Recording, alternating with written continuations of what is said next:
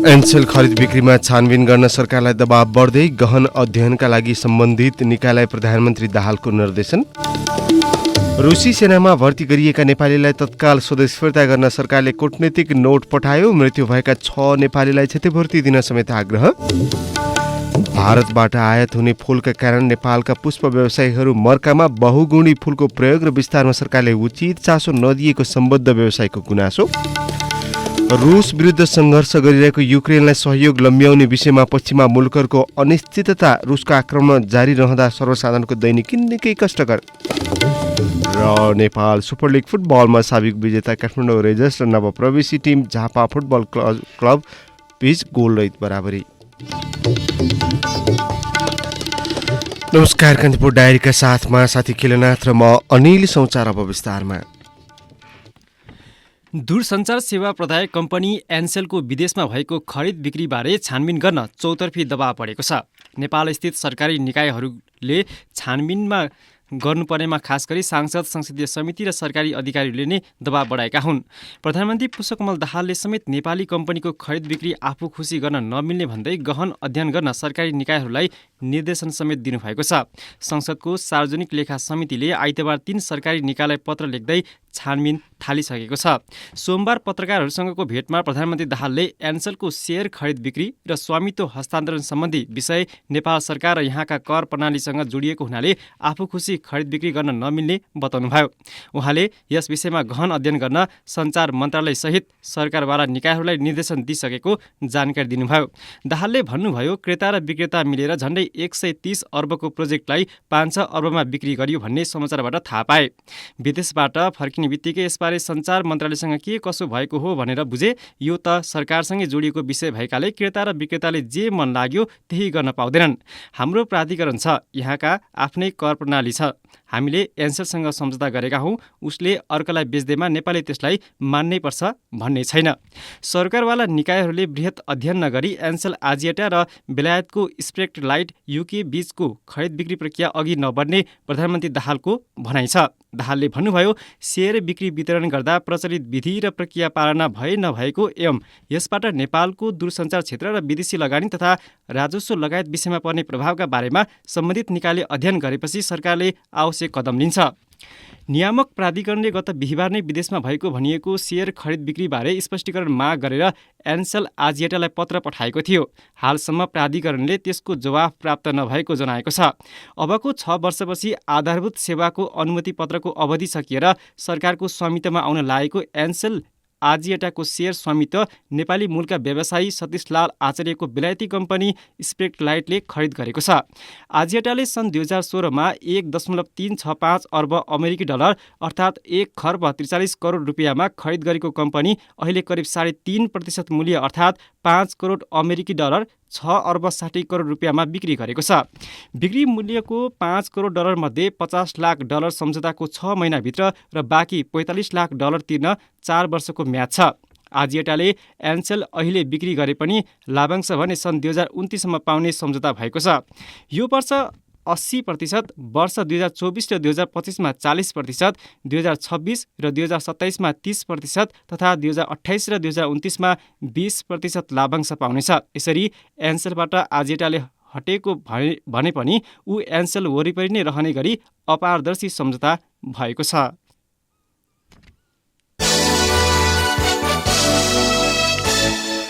रुसी सेनामा भर्ती गरिएका नेपालीलाई तत्काल स्वदेश फिर्ता गर्न नेपालले रुसलाई कूटनीतिक नोट पठाएको छ।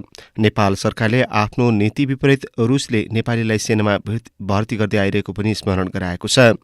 रुसी सेनाले युक्रेनसँगको युद्धमा मारिएका नेपालीको औपचारिक जानकारी दिएपछि परराष्ट्र मन्त्रालयले रुस समक्ष नेपाली युवालाई सेनामा भर्ना नगर्न र भर्ती भइसकेका युवालाई पनि तत्काल नेपाल पठाउन अनुरोध गरेको हो।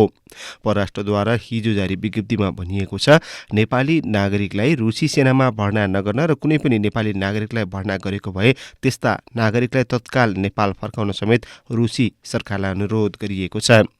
परराष्ट्र मन्त्रालयले गत साउन 16मा नै विज्ञप्ति मार्फत विदेशी सेनामा नेपाली नागरिक भर्ना सम्बन्धमा परम्परागत रूपमा रहेको सम्झौता अन्तर्गत केही मित्र राष्ट्र बाहेक अन्य विदेशी सेनामा भर्ना हुन अनुमति दिने कुनै नीति नरहेको स्पष्ट पारेको छ। परराष्ट्रले मृतकको शव यथाशीघ्र नेपाल पठाउन तथा पीडित परिवारलाई क्षतिपूर्ति उपलब्ध गराउन रुसलाई अनुरोध समेत गरेको छ।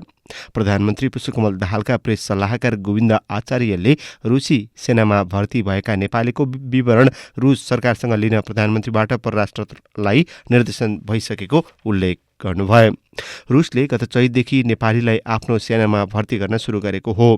रुसी र नेपाली मानव तस्करहरूबीच सम्बन्ध स्थापित भएपछि गत जेठबाट भर्ती प्रक्रियाले तीव्रता लिएको बुझिएको छ। नेपालले त्रिभुवन विमानस्थल हुँदै रुस जान रोक लगाएपछि विकल्पमा भारत हुँदै रुस जानका लागि 28 जना नेपाली युवा दिल्ली स्थित नेपाली दूतावासमा नो अब्जेक्सन लेटर NOC लिन पुगेका थिए।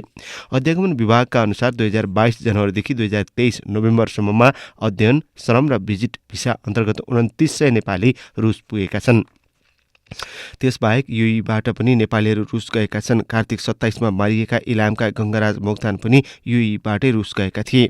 उनी 4 वर्षदेखि युएईमा सुरक्षा गार्डका रूपमा कार्यरत थिए।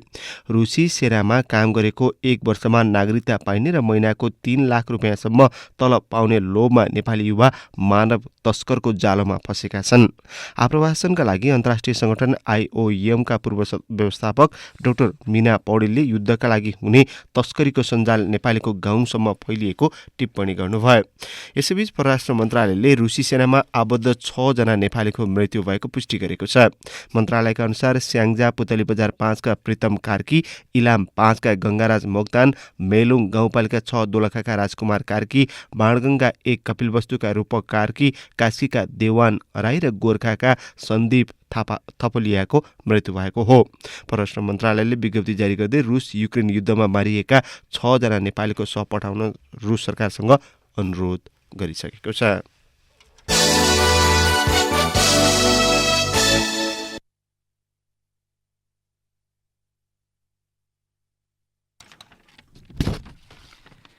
खाद्य व्यवस्था तथा व्यापार कम्पनीले उत्तरी गोर्खामा बल्ल चामल ढुवानी सुरु गरेको छ। चालु आर्थिक वर्षका लागि तोकिएको कोटा अनुसार चुम नुब्री गाउँपालिका 3 सिर्दीबास स्थित फिल्मको डिपोमा चामल ढुवानी सुरु गरेको हो। चालु आर्थिक वर्षको सुरुवातमै पुर्याउनुपर्ने चामल 4 महिना ढिला गरी ढुवानी सुरु भएको हो। उत्तरी गोर्खा अन्तर्गत रहेको नामरुङ र चुम्लिङ बिक्री केन्द्रमा पनि चामल ढुवानीका लागि प्रक्रिया सुरु भइसकेको कम्पनीको गोर्खा शाखा कार्यालयका सूचना अधिकारी शिव सुनाले बताउनुभयो। शनिबार आइतबार फिल्म डिपोका लागि जिरा मसिनो चामल ढुवानी गरिएको उहाँले जनाउनुभयो। सिर्दीबास डिपोमा चामल ढुवानीको जिम्मा दुधपोखरी निर्माण सेवाले पाएको छ। सिर्दीबास डिपोबाट गत आर्थिक वर्ष ढुवानी भएर मौजात रहेको चामल बिक्री हुँदै आएको थियो। यस वर्ष लार्के सडक अन्तर्गतको दोभानसम्म ट्रकमा पुगेको चामल दोभानबाट डिपोसम्म खच्चड मार्फत ढुवानी गरिएको उहाँले बताउनुभयो।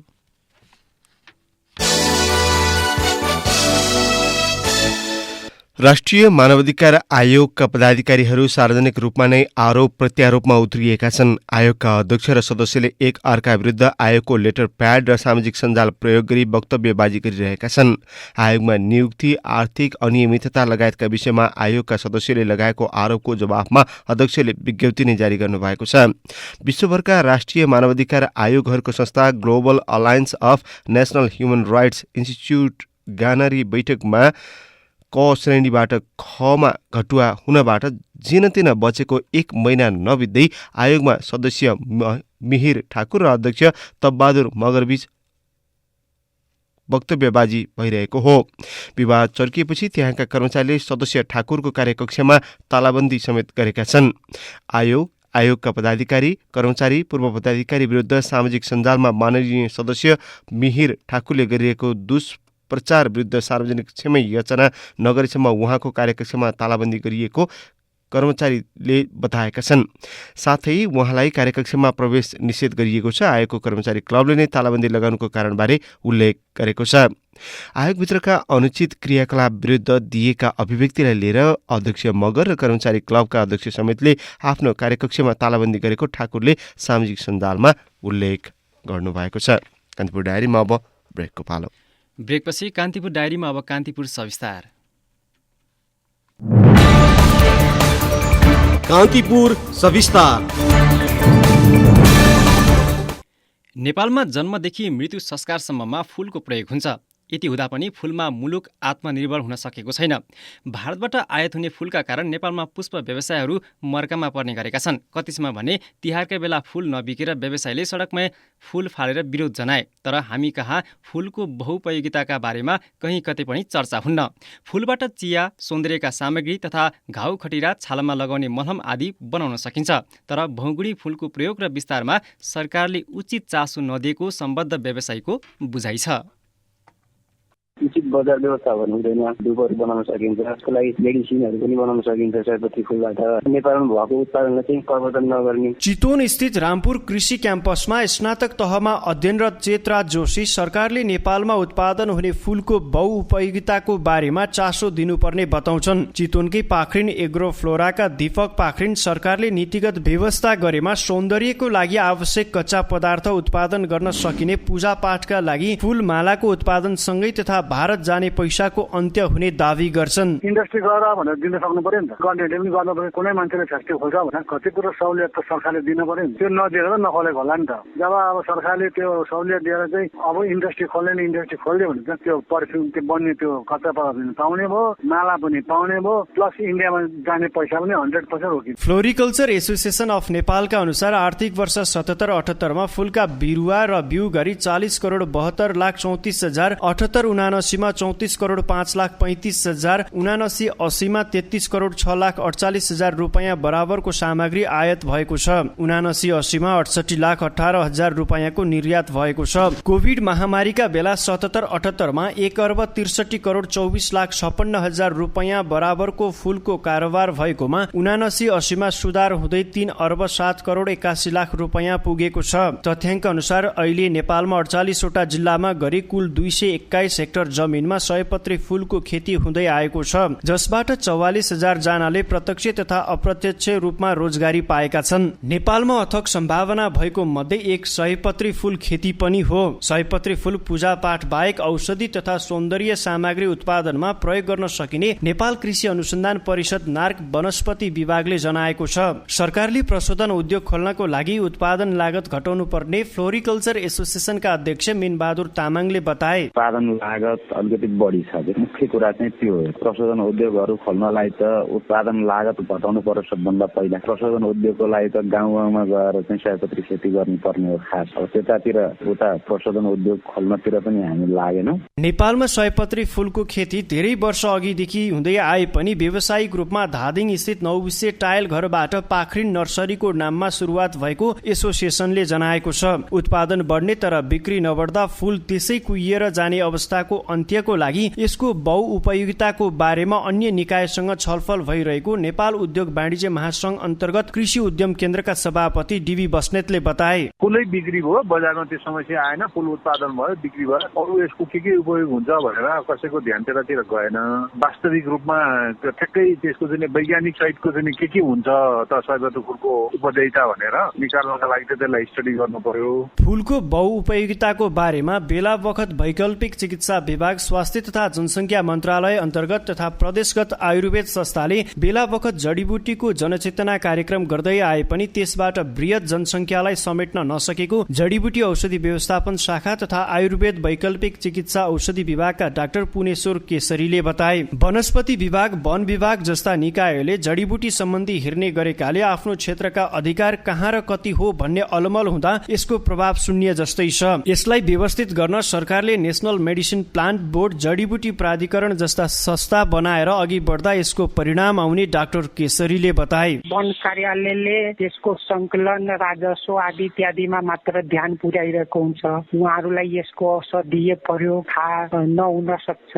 आयुर्वेद तथा वैकल्पिक चिकित्सा विभागले जडीबुटीको औषधि मात्र प्रयोग गरिरहेको स्थितिमा समष्टिगत रूपमा जडीबुटीलाई नै हेर्ने गरी एउटा त्यस्तो बोर्ड वा प्राधिकरण बन्न सक्यो भने मात्र सरकार टोटल ध्यान त्यसप्रति जान सक्छ। सयपत्री फूल बहुउपयोगी भएकाले सरकारले यसको प्रवर्धन गर्नको लागि छुट्टै संयन्त्र निर्माण गरी अघि बढ्नुपर्ने त्रिभुवन विश्वविद्यालय अन्तर्गत रामपुर कृषि क्याम्पसका बागवानी विषयको उपप्राध्यापक शङ्कर सुवेदी बताउँछन्। कतिखेर चाहिँ आवश्यकता परेछ भन्दा सयपत्री धेरै उत्पादन भयो, मार्केटमा गएन, तपाईँलाई के गर्ने त भन्ने टाइपको त्यो खालको चाहिँ अब अलि अगाडिदेखि नै छलफल चल्नु पर्ने हो। तर हामी चाहिँ अलिकति ढिलो भयो भने यसमा उत्पादनतिर हामी उत्पादन गरिसकेपछि त्यसलाई कुन पर्पजमा युज गर्न सकिन्छ भन्ने टाइपको त्यो टाइपको करिकुलमहरू पनि डेभलपमेन्ट भएको छैन। वनस्पति विभागले गरेको अनुसन्धानबाट सयपत्री फूललाई अन्य खाद्य र पेयका रूपमा पनि प्रयोग गर्न सकिने पत्ता लागेको छ। फूल र पातलाई धूप बनाउन प्रयोग गर्न सकिन्छ। यस्ता नवप्रवर्तनलाई उपयोग गर्न आफूहरूले निशुल्क तालिमको लागि प्रक्रिया समेत अघि बढाइसकेको विभागका सूचना अधिकारी राजेश्वर रञ्जितकारले बताए। सयपत्री फूल किसानहरूबाट खरिद गरेर यसको बहुउपयोगी भएको कारणले त्यसबाट चाहिँ हामीले धेरैवटा प्रडक्टहरू बनाउन सकिन्छ। हामीले कस्मेटिक प्रडक्टहरू बनाउन सकिन्छ अनि त्यसको क्याप्सुलहरू खान पनि मिल्ने भएको भएर यसको प्रडक्ट बनाउने चाहिँ हामीले यो हाम्रो ल्याबमा सिकाउने उद्देश्यले यो तालिम सञ्चालन गर्न खोजेको हो। यो तालिम दिए पश्चात चाहिँ संस्थाहरूले चाहिँ यो तालिम पश्चात चाहिँ प्रडक्टहरू बजारमा ल्याउन सकोस् भनेर उनीहरूलाई पनि तालिम दिन खोजेको हो हामीले। सयपत्री फूल बहुउपयोगी भएको हुनाले यसबाट धेरै फाइदा लिन सकिन्छ। पछिल्लो समय वनस्पति विभाग तथा अन्य सरकारी तवरबाट अघि बढाइएको अध्ययन अनुसन्धान तथा यस सम्बन्धी तालिमले सार्थकता पाएमा नेपालमा सयपत्री फूलमा आत्मनिर्भर मात्र नभई यस क्षेत्रमा जोडिएका लगायत अन्य मानिसहरूको लागि आर्थिक रूपान्तरणमा निकै टेवा पुग्ने निश्चित छ। फूलको प्रयोग पूजा र सजावट बाहेक अन्य क्षेत्रमा पनि गर्न सकिन्छ भन्ने उदाहरण हेर्न धेरै पर जानै पर्दैन। उत्तरी छिमेकी चीनले विभिन्न प्रजातिका फूलको चिया र अत्तर उत्पादन गरेबाट यो क्षेत्रमा निहित उच्च सम्भावना उजागर भइसकेको छ। रेडियो कान्तिपुरका लागि असीम सापकोटा। कान्तिपुर सविस्तार।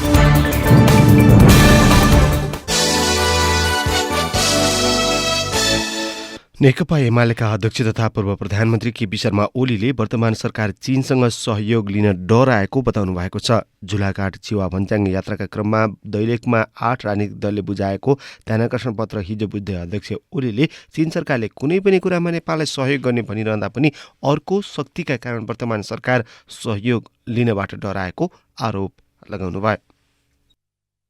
मैले चीन भ्रमण गर्दाखेरि चिनिया राष्ट्रपतिजीसँग हाम्रो व्यापार सन्तुलन धेरै बिग्रिएको छ। यसलाई बनाउनु पर्यो। तपाईँहरूले हाम्रो सामान किनिदिनु पर्यो भन्दा तपाईँहरू केही उत्पादनै गर्नुहुन्न के जे पठाउनुहुन्छ किनिदिन्छ ल पठाउँ। मैले भने उत्पादन त साँच्चै छैन। अब उत्पादनमा सहयोग गर्नु पर्यो। के उत्पादन गर्नुहुन्छ भन्नुहोस् न, हामी सहयोग गर्छौँ। पहिलेको सरकारले चाहिँ फेरि चीनको सहयोग लिन सक्दैन किनभने डराउँछ क्या। चीनसँग डराएको होइन, अरू कोसँग डराउँछ, कहाँ डराउँछ, अन्त डराउँछ। उहाँले राजनीतिक दलले अब राजनीतिक कुरा गरेर मात्रै नहुने भन्दै विकासका लागि राजनीति गर्नुपर्नेमा जोड दिनुभयो। नेताहरू राजनीतिका लागि मात्रै नभए विकासका नेता हुनुपर्ने ओलीको भनाइ छ। विकास अरू देशले आएर नगर्ने भन्दै आफ्नो देशको विकास आफैले गर्नुपर्ने भएकाले तत्काल विकासका लागि काम थाल्न नेता कार्यकर्ताहरूलाई निर्देशन समेत दिनुभयो।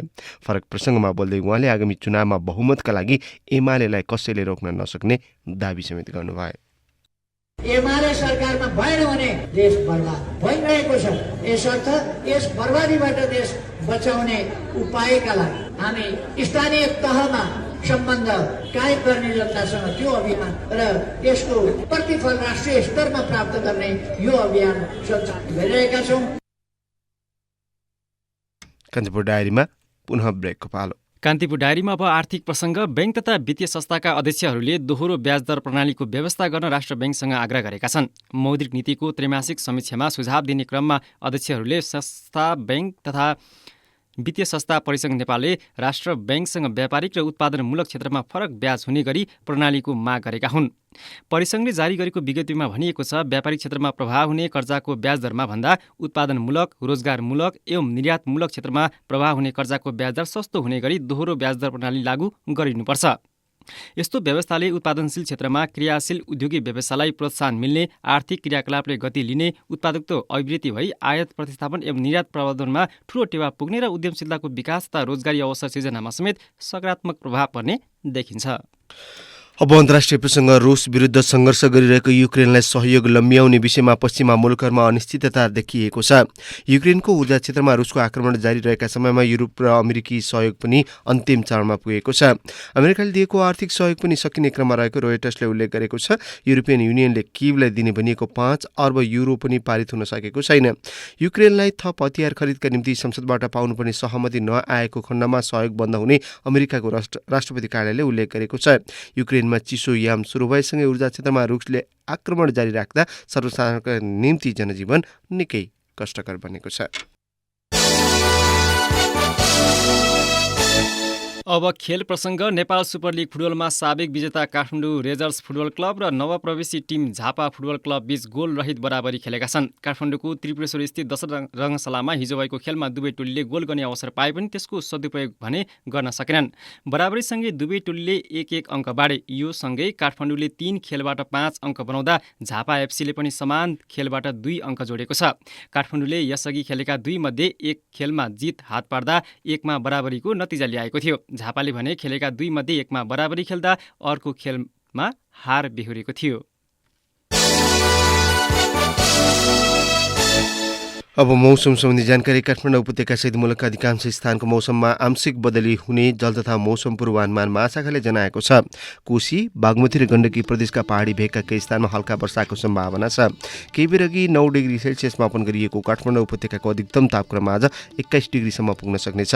सूर्योदय केही बेर अघि 6:40 भयो भने सूर्यास्त भरे साँझ 5:09 हुनेछ। स्थानीय प्रसङ्गसहित कान्तिपुर डायरीको यो बुलेटिन अहिलेलाई यहीँ सकिन्छ। साथी खेलनाथ र म अनिल बिदा माग्छौँ। नमस्कार।